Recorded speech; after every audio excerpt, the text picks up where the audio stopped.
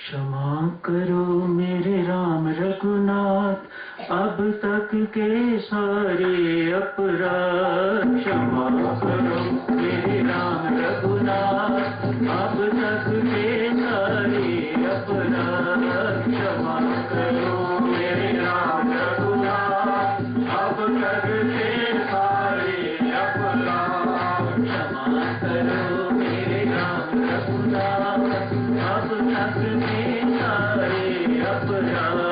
क्षमा करो मेरे राम रघुनाथ, अब तक के सारे अपराध। क्षमा करो मेरे राम रघुनाथ, अब तक के सारे अपराध। क्षमा करो मेरे राम रघुनाथ, अब तक के सारे अपराध। क्षमा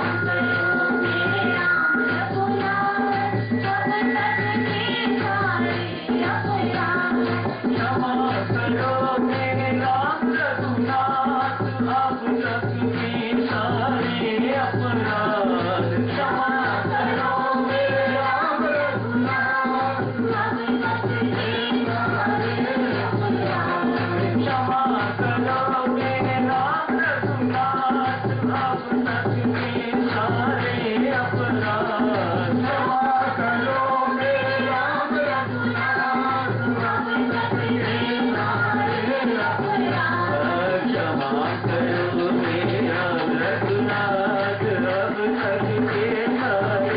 अपराध। क्षमा करो मेरे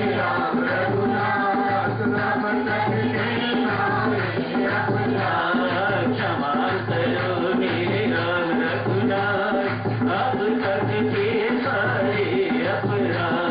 क्षमा करो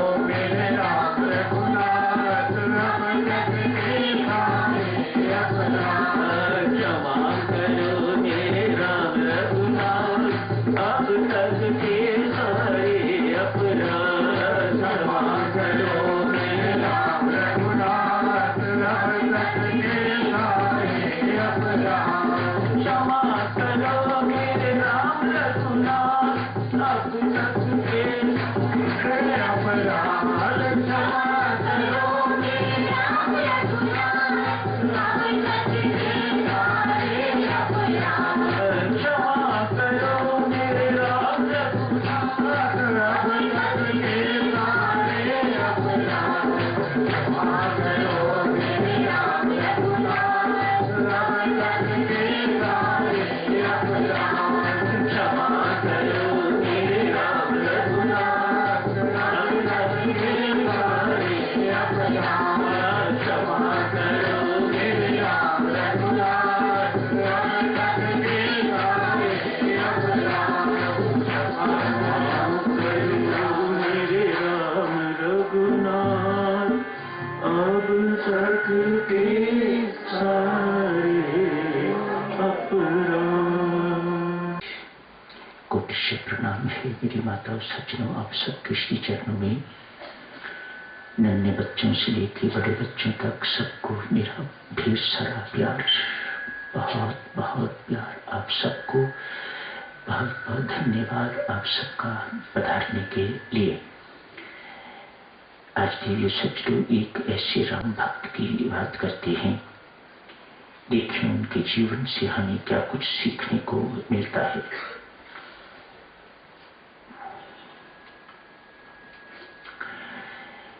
जैसे हम राम नाम के उपासक हैं, राम नाम के भक्त हैं, वैसे ही बहुत वर्ष पुरानी बात नहीं, भक्त हुए हैं महात्मा गांधी। जन्म से महात्मा नहीं थे, आप बच्चे लोग सब बड़े सब उनके नाम से परिचित हैं। एक गृहस्थ थे। राम नाम किस प्रकार से एक गृहस्थ को महात्मा बना देता है, मानो एक श्रेष्ठ इंसान बना देता है, ये उनके जीवन से सीखने की बातें हैं। शुरू करते हैं। कृपया बच्चे लोगों बहुत ध्यान से बेटा सुनना, आपका जीवन बहुत आगे है, आपने बनना है। राम नाम किस प्रकार हमें एक नेक इंसान, एक अच्छा मानव बनाता है, महामानव बना देता है, महात्मा बना देता है। किस प्रकार हमें सदाचारी जीवन व्यतीत करने के लिए राम नाम प्रेरणा देता है एवं बल देता है। उनके जीवन से सीखने की बातें हैं। बच्चे थे महात्मा गांधी, स्वयं कहते हैं मुझे बहुत डर लगता था, अंधेरे से डर लगता था, भूत प्रेत भी सुने होंगे, उनसे भी डर लगता था। मेरी आया अच्छे घर के लड़के थे, बच्चे थे। मेरी आया ने कहा तू राम राम जपा कर, तुझे डर नहीं लगेगा, तुझे डर लगना बंद हो जाएगा। गांधी जी ने आया की बात को पल्ले बांध लिया। मानो उस दिन से लेके अंत समय तक बेटा जिस वक्त तक गोली लगी उन्होंने राम नाम को नहीं छोड़ा। अंत समय जिस वक्त उन्हें गोली लगी उनके मुख से हाय हाय नहीं निकला, उनके मुख से निकला हे राम। और संत महात्मा कहते हैं उस व्यक्ति ने अपने जीवन को सफल बना लिया। अंत समय जो राम राम जपता हुआ, अंत समय जो मेरा स्मरण करता हुआ अपनी देह को त्यागता है, भगवान श्री कृष्ण गीता जी में अर्जुन से कहते हैं वह मुझे प्राप्त होता है। तो गांधी जी ने हे राम अपने मुख से शब्द निकाला तो स्पष्ट है उन्हें परमात्मा का धाम मिला, उन्हें परमात्मा मिले। अंत तक राम नाम की उपासना छोड़ी नहीं। कैसे बने हैं ये इतने बड़े अवधिक हैं? थोड़े बड़े हुए हैं, स्कूल की पढ़ाई खत्म हुई होगी तो बेटा कॉलेज में जाने के लिए बहुत अमीर घराने के थे, अतएव लंदन जाने का उनका प्रोग्राम बना। विदेश भेजते हैं इस बच्चे को, अच्छी पढ़ाई करके तो वापस आएगा। गांधी जी की माता को पता लगा ये विदेश जा रहा है। उन्होंने मना कर दिया, कहा मैं इस बालक को विदेश नहीं भेजूंगी, मैं अपने पुत्र को विदेश नहीं भेजूंगी। वहां के लोग चरित्रवान नहीं हैं, मैं नहीं चाहती कि मेरे पुत्र का चरित्र बिगड़े। वहां खान पान का कोई परहेज नहीं है। बच्चे लोगों, सब बच्चे सब सुनना ध्यान से, वहां खान पान का कोई परहेज नहीं है।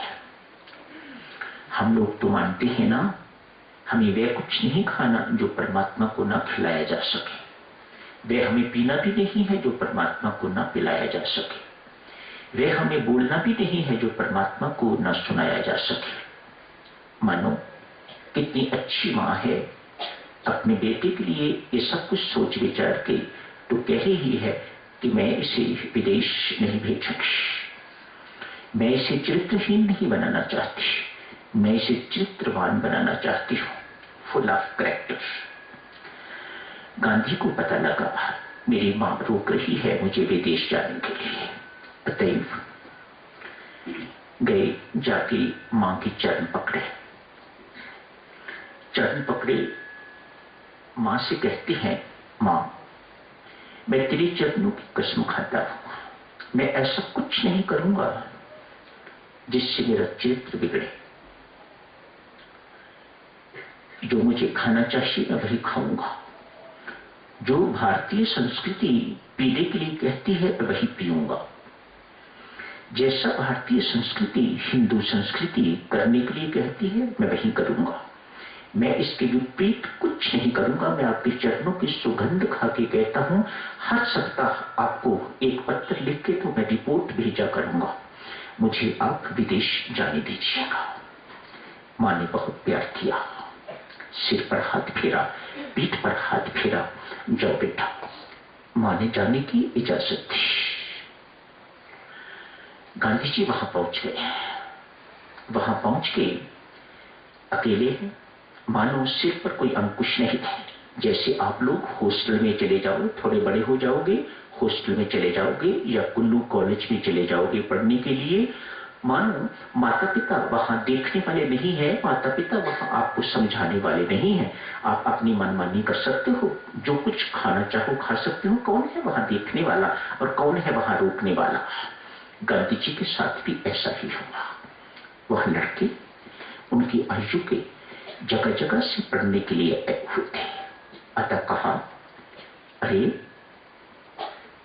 किस देश से आए हो, कैसे व्यक्ति हो? यहाँ आके कुछ मौज मेला नहीं किया, यहाँ आके कुछ डांस वांस नहीं किया तो क्या किया? क्या देखा सुना? यहाँ आके कुछ खाया पिया नहीं तो क्या किया? आके क्या हो गए, जाके क्या करके आए हो? गांधी जी को ये बात जच गई। हाँ ठीक है, मान गए। आज कहाँ जाने की तैयारी है जहां लड़कियां लड़के मिलके तो डांस करते हैं। स्पष्ट है, शराब भी पीते होंगे, कुछ और कुछ भी करते होंगे। आज ऐसी जगह पर जाने का मौका गांधी जी को मिला। वहां जाके क्या देखते हैं? लड़के लड़कियां खूब नाच कर रहे हैं और इन्हें भी कह रहे हैं कि तू भी आके नाच। परमेश्वर की कृपा के पात्र राम नाम जपने का प्रताप। उसी वक्त भीतर विराजमान परमात्मा ने प्रेरणा दी। क्या करने जा रहे हो? याद है कल मां को पत्र लिखना है। क्या पत्र लिखोगे? क्या करके आए हो आज? जिन चीजों के लिए मां ने मना किया था वही चीजें तुम यहाँ कर रहे हो। क्या पत्र लिखोगे? झूठ लिखोगे? यदि सत्य लिखना है तो फिर यहाँ रुकने की जरूरत नहीं। गांधी जी ने तत्काल अपने मित्रों से कहा, मुझे एक जरूरी काम याद आ गया है बंधुओं, मुझे वापस जाना होगा।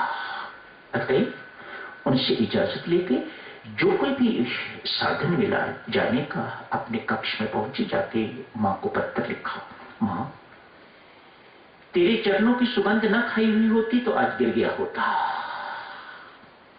पतन को प्राप्त होने जा रहा था, आज तेरे चरणों की सुगंध ने मुझे बचा लिया। और राम नाम का प्रताप है, जो मैं राम राम जपता हूं, उस नाम का प्रताप है कि उसने मुझे बचा लिया और मैं बिल्कुल पवित्र हूं। मां मैं यहां बैठा भी तेरे चरणों की सुगंध खाता हूं कि मैं ऐसा ही आऊंगा जैसा तूने मुझे भेजा था। चित्रवान बनने का बल देता है ये राम नाम।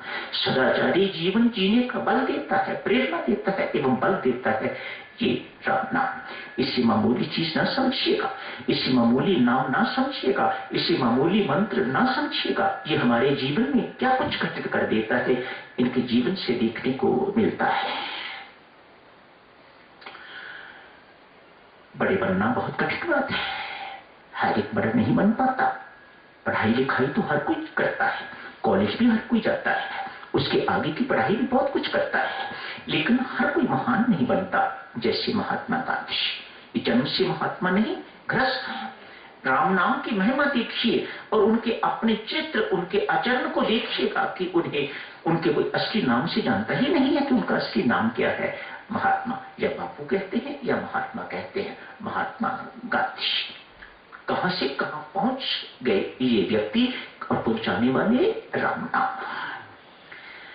बहुत बड़े बन गए हैं महात्मा गांधी। आज अन्य नेताओं के साथ बच्चियों सुन रही हो, ध्यान से सुनो। आज एक मंच पर कोई कार्यक्रम था, महात्मा गांधी अब महात्मा गांधी बन गए हुए हैं, बहुत बड़े बन गए हैं।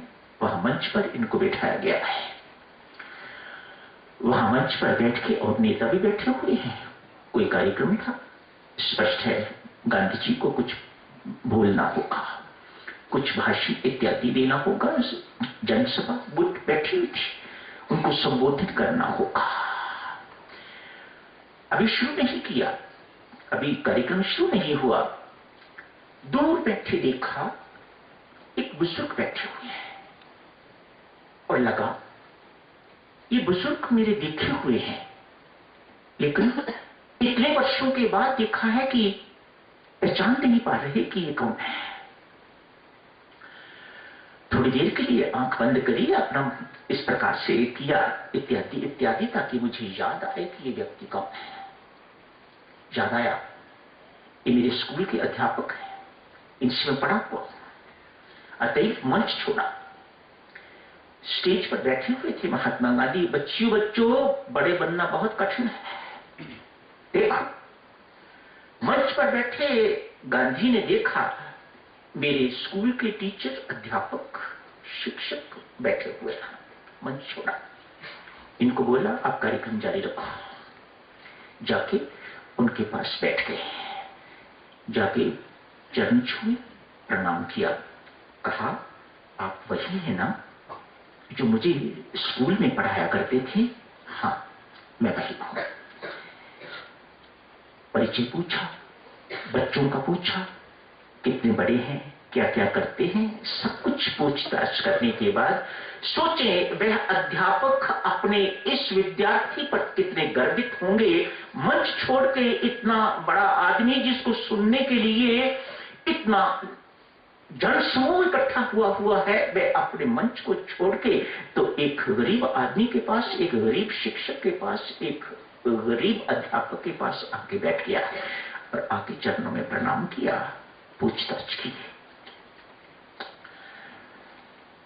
थोड़ी देर के बाद अध्यापक ने कहा, गांधी जी, मंच पर आपका इंतजार हो रहा है, आपने कार्यक्रम निभाना होगा, आप मेहरबानी करके जाइए। गांधी जी कहते हैं, नहीं मास्टर जी, बड़ी जिंदगी, बड़ी मुद्दत के बाद ये ऐसा अवसर मिला है आपके श्री चरणों में बैठने का। वहां तो मैं नित्य बैठता, वहां का कार्यक्रम होता रहेगा, मैं यहीं से बैठा बैठा वह कार्यक्रम देखूंगा, सुनूंगा, लेकिन मुझे अपने चरणों से जाने के लिए न कहिएगा, मुझे इन्हीं चरणों में बैठने दीजिएगा। आज बहुत देर के बाद इन चरणों में बैठने का मौका मिला है। जब ऐसी बात विद्यार्थी करता है तो शिक्षक के मुख से, अध्यापक के मुख से, वह मुख्य अध्यापक है या साधारण अध्यापक है, प्रिंसिपल है, उसके मुख से सहसा ही आशीर्वाद निकलते हैं। कहा, तेरे जैसा विनम्र व्यक्ति ही महात्मा बनता है, महात्मा कहलाने योग्य है, महापुरुष कहलाने योग्य है, महामानव कहलाने योग्य है, तेरे जैसा व्यक्ति ही महापुरुष बनता है। पीठ पर हाथ फेरा, हिम्मत आ गई, हिम्मत आ गई। मास्टर को अपनी मास्टरी याद आ गई कि मैं इसका टीचर हूं, इसका अध्यापक हूं। सिर पर हाथ फेरा, पीठ पर हाथ फेरा। विद्या वही है देवियों जो आपको विनम्र बनाए, जो आपके अभिमान को बढ़ाए।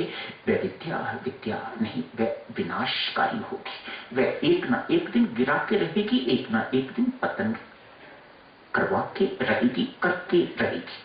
अतएव बच्चों अपने अध्यापकों के, अपने माता पिता के बिल्कुल शर्माना नहीं। अपना बड़ा भाई मुझे समझ के, अपने से आयु में बड़ा समझ के तो मेरी एक एक बात को सुनना और मानना।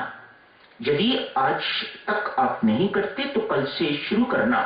सुबह उठते ही अपने माता पिता के चरणों को छूना, अपने अध्यापकों के चरणों को छुआ करो, उनके आशीर्वाद लेना। बड़ों के आशीर्वादों की बहुत कीमत है। अभी तक बच्चों आपको उनकी कीमत का पता नहीं है, आपको कीमत का पता लगेगा। मैं एक दृष्टांत आपकी सेवा में और प्रस्तुत करता हूं। आप जानते हो महाभारत का युद्ध हुआ था, होने को तैयार है, सब तैयारी हो चुकी हुई है। देवियों, शायद कभी नहीं सुना होगा आपने इस बात को, ये सिर्फ इसीलिए सुनाई जा रही है कि यदि आप अपने अध्यापकों के चरण छूते नहीं, अपने माता पिता के चरण नहीं छूते, कितने ही बड़े हो जाओ आप माता पिता से छोटे रखोगे ना। ऐसा बड़प्पन ना आए जो माता पिता के एवं अध्यापकों के एवं ब्राह्मणों के पांव छूने या बड़ों के पांव छूने से आपको रोके। ऐसा बड़प्पन बेटा जिंदगी में पतन करके रहेगा, गिरा के रहेगा आपको। वह कभी आपको महात्मा गांधी जैसा महान तो कभी नहीं बना सकेगा। महात्मा गांधी ने अपने जीवन में ये सब कुछ करके दिखाया है। आज देवियों, युद्ध की तैयारी है, बिल्कुल सब कुछ तैयार है। सामने कौरव, इधर पांडव खड़े हैं, सब तैयारी है। भगवान श्री रथ पर आरूढ़ है, सब कुछ शंख इत्यादि बच चुका हुआ है, बिगुल बच चुका हुआ है, युद्ध होने की तैयारी है। धर्मराज युधिष्ठिर अपना मुकुट उतारते हैं, अपना कवच उतारते हैं, जो कुछ उनके पास अस्त्र शस्त्र से वे सब जमीन पर रख के नंगे पांव। बच्चों ध्यान से सुनो, यही है हमारे प्रेरक, यही है हमारी हिंदू संस्कृति, यही है हमारी भारतीय संस्कृति। ये सिर्फ बच्चों के लिए नहीं है, बड़ों के लिए भी ऐसा है। सबको ऐसा करना चाहिए, हम सबको ऐसा करना चाहिए। मैं ठोक बजा के कहता हूं, यदि ऐसा करने वाला व्यक्ति भी फिर भी उसके घर में कोई किसी प्रकार की निराशा या तनाव या चिंता उदासी रहती है, तो फिर परमात्मा पर छोड़ देना चाहिए। कम से कम आप दोषी नहीं है। यदि सास इस प्रकार से करे, अपनी बहू को अपनी पुत्री की तरह रखे, तो देवियों सज्जनों में तो घर की मालकिन पुत्री से कहीं अधिक प्यार पाएगी। और यदि बहू आपके घर में सास की पूजा इस प्रकार से करती है, कुछ भी हो जाए, मैंने वह जिंदगी के दिन देखे हुए हैं देवियों, जब सासें बहुत काम करवाती थी बहुओं से, दिन भर डांट लगाती थी, उसके बावजूद भी प्रत्येक बहू रात्रि को सोने से पहले अपनी सास के चरण दबाती थी और सुबह अपने कामकाज में फिर डट जाती थी, मानो रात का हिसाब तब, दिन भर का हिसाब तब सब साफ हो गया। यदि घरों में ऐसा हो तो घर बच्चियों कभी नर्क नहीं बनेंगे, घर हमेशा वैकुंठ बन के रहेंगे। युधिष्ठिर नंगे पांव चल पड़े। कहां जा रहे हैं किसी को नहीं पता, स्वयं भगवान श्री कृष्ण का। धर्मराज युधिष्ठिर आगे आगे जा रहे हैं, तो पीछे पीछे बाकी 4 पांडव भी साथ हो रहे हैं। उन्होंने भी अपना सब कुछ उतारा और जैसे धर्मराज जा रहे हैं वैसे गए। सबसे पीछे भगवान श्री कृष्ण, 5 पांडव, छठे भगवान श्री कृष्ण पीछे पीछे जा रहे हैं। कहां गए हैं बच्चों? कौरव देख के बड़े खुश, हो सकता है ये अपने आप को सरेंडर करने के लिए आया है, मानो बिना युद्ध के हमारी जीत हो जाएगी। लेकिन युधिष्ठिर सीधे सबसे पहले अपने गुरु महाराज द्रोणाचार्य जी के पास गया, जाके उनके श्री चरणों में प्रणाम किया, अपने मस्तक को उनके चरणों पर रखा, कहा गुरुदेव अपने विरुद्ध युद्ध करने के लिए इजाजत दीजिएगा। युधिष्ठिर की बच्ची विनम्रता देख के गुरु महाराज कहते हैं, वत्स विजयी भव। क्या आशीर्वाद दिया है? विजयी भव, जीत तेरी हो।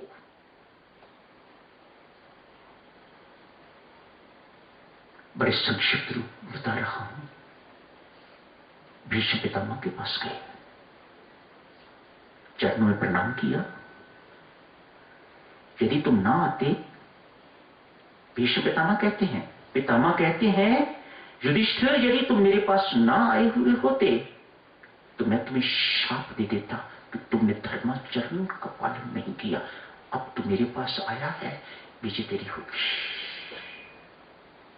भीष्म पितामह से भी आशीर्वाद लिया।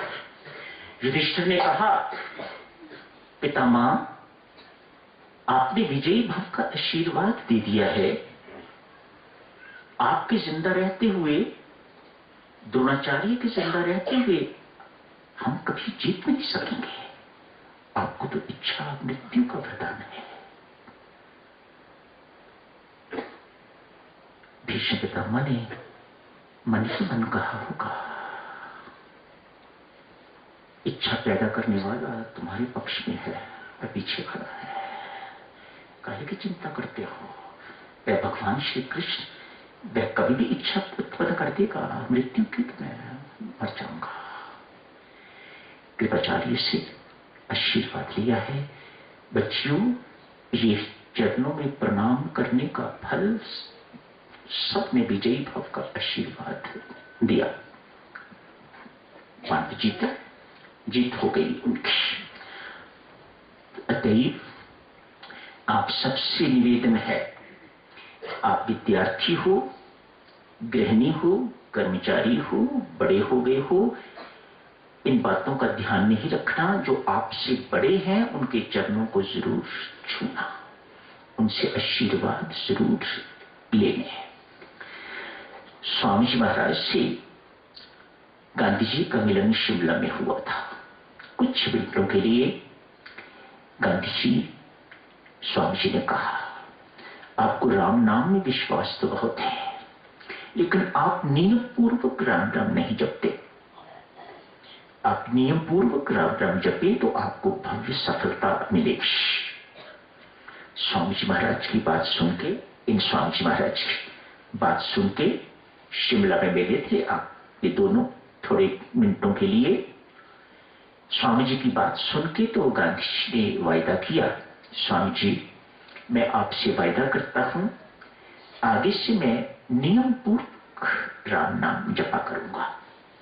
तो स्वामी जी महाराज ने अपनी जेब से 108 मनके की माला निकाली और माला गांधी जी को दी, लो इस पर राम राम जपा करो। जिस वक्त गांधी जी को गोली लगी है उस वक्त भी यही माला स्वामी जी महाराज द्वारा दी हुई उनके हाथ में थी।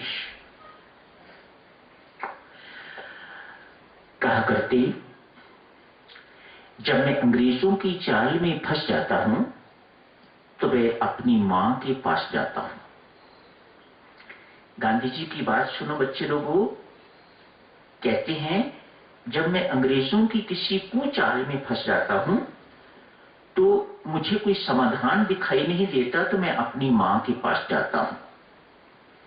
और यदि मैं ऐसा महसूस करूं कि थका हुआ हूं, शक्तिहीन हूं, बलहीन हूं, तो मैं अपने पिता के पास जाता हूं। लोगों ने प्रश्न किया, गांधी जी आपके माता पिता तो बहुत देर के मर गए हुए हैं, क्या वो स्वर्ग से आते हैं आपको आशीर्वाद देने के लिए?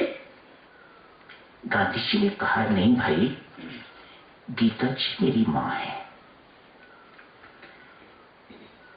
मैं किसी उलझन में फंस जाता हूं, गीता जी खोलता हूं, कोई श्लोक मेरे सामने आता है, उसे पढ़ लेता हूं और मेरी समस्या का समाधान हो जाता है। गीता जी मेरी मां है।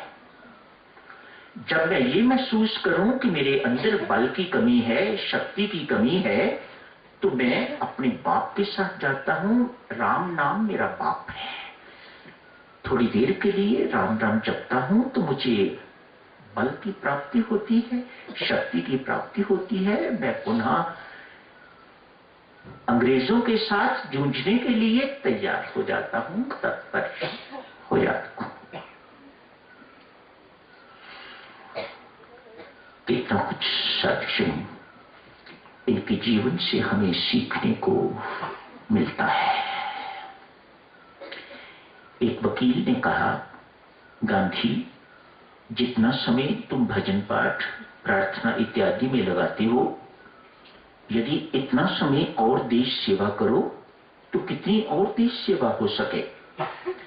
गांधी जी ने कहा, मित्र तू सही कहता है, मैं तेरे से प्रश्न पूछता हूं, यदि तू अपना समय भोजन खाने में व्यर्थ न गवाए तो तेरे कितने केसेस और हो जाए तैयार, कितने केसेस और निपट जाए। उनको तो वकालत से ही काम था ना बेटा, वे तो वकालत करते थे वकील। तेरे कितने केसेस और निपट जाए, उतने तुझे और आमदन होगी, पैसे मिलेंगे और उनके केसेस निपट जाएंगे। पर गांधी जी भूखे पेट कैसे करना सब कुछ। गांधी जी यह कहते हैं, पेट की भूख मिटाने के लिए जिस प्रकार भोजन तुम्हें खाना जरूरी है, तूने कहा ना बिना भोजन कैसे कामकाज करना, ठीक इसी प्रकार वकील साहब मैं तुम्हें बताता हूं, ये भजन पाठ प्रार्थना जो कुछ भी जप इत्यादि व्यक्ति करता है, ये आत्मा का भोजन है, इसके बिना कैसे जीना। आत्मा ही बेटा मर गया, मरता नहीं है, आत्मा का भोजन है ये। भजन पाठ इत्यादि ये हर एक को करना चाहिए, उतना ही जरूरी है जितना पेट के लिए भोजन। आत्मा का भोजन भजन पाठ, पेट का भोजन भोजन, पेट की क्षुधा मिटाने के लिए, भूख मिटाने के लिए भोजन, आत्मा की भूख मिटाने के लिए भजन पाठ। तो देवी सज्जनों, इस महान राम नाम के उपासक से जितना कुछ सीख सके हमें सीखना चाहिए। जो कुछ आज सुना इसे अपने जीवन में उतारिए जैसा उन्होंने। कहते हैं जब साबरमती में थे मन में विचार आया, मैंने गीता जी तो पढ़ी है लेकिन जो असली मूल ग्रंथ है संस्कृत में वह नहीं पढ़ा। अनुवाद पढ़ा है, टीका पढ़ी है, लेकिन मूल ग्रंथ मैंने नहीं पढ़ा जो संस्कृत में।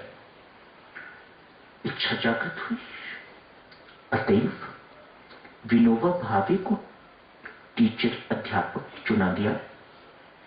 उन्होंने कहा गांधी मैं तुम्हें पढ़ाऊंगा गीता पर एक शर्त पर, कभी क्लास से अनुपस्थित नहीं होना, गैर हाजिर नहीं होना, हमेशा अटेंड करना क्लासेस को। गीता जी की क्लासेस शुरू हो गई। विनोबा भावे जी ने प्रथम अध्याय पढ़ाया, समझने में कोई कठिनाई नहीं थी। दूसरा अध्याय शुरू हुआ। मानो गीता जी के 100 श्लोक हुए तो 100वें श्लोक से स्थित प्रज्ञ के लक्षण शुरू होते हैं। पहला लक्षण, सर्व कामनाओं का त्याग करके जो व्यक्ति अपने आप में संतुष्ट रहता है वह स्थित प्रज्ञ है, उसकी बुद्धि स्थिर है। बाहर जो कुछ भी है उनके लिए कोई कामना न करके अपने आत्मा में संतुष्ट, अपने आप में ही संतुष्ट रहता है, वह स्थित प्रज्ञ है। गांधी जी ने आना बंद कर दिया। 1 महीने के बाद गांधी जी फिर गए तो विनोबा जी ने कारण पूछा, गांधी जी आपने वायदा किया था कि आप हमेशा कक्षा में आओगे, आज 1 महीने के बाद आए हो, क्या कारण है? कहा विनोबा जी मैं ग्रंथों की पूरी इज्जत करता हूं, मैंने उपेक्षा की दृष्टि से यहां आना बंद नहीं किया। बहुत सुंदर बात कही बेटा, गांधी जी ने कहा स्थित प्रज्ञ के लक्षण शुरू हुए, आपने पहला लक्षण पढ़ाया। मैंने कहा इसे जीवन में उतारना चाहिए। मुझे 1 महीना लग गया, बहुत कठिन काम है विनोबा जी, मुझे 1 महीना लग गया। जब मुझे कुछ थोड़ी सी सफलता मिली तो आज मैं फिर आपकी क्लास में आ गया हूं। अतएव बच्चियों, जो पढ़ो, सुनो, वचन सुनो, ग्रंथों से कुछ पढ़ो, उसे जब तक अपने जीवन में नहीं उतारोगे तब तक कोई लाभ नहीं होने वाला। विनोबा जी ने ये बात सुनी और सहसा उनके मुख से निकला, गांधी जी आप जैसे मानव ही महामानव बनते हैं, जिन्होंने जो कुछ पढ़ा, जो कुछ सुना, उसे अपने जीवन में उतारा। कभी बच्चों ऐसे नहीं बनना, इस कान से सुना और इस कान से निकाल दिया, तो जैसे हो वैसे के वैसे ही रहोगे, तो महामानव नहीं बन पाओगे, महात्मा नहीं बन पाओगे, एक सद्ग्रस्त नहीं बन पाओगे, उच्च नहीं बन पाओगे, सामान्य व्यक्ति की तरह ही जीवन व्यतीत हो जाएगा। तो आप सबको शुभकामनाएं, मंगल कामनाएं, खूब राम राम जपिए और उन राम नाम के उपासक जैसे बनी, जैसे महात्मा गांधी। पुनः आप सबका हृदय से धन्यवाद करता हूं पधारने के लिए। मेरा कोटि कोटि प्रणाम सब स्वीकार करें। धन्यवाद।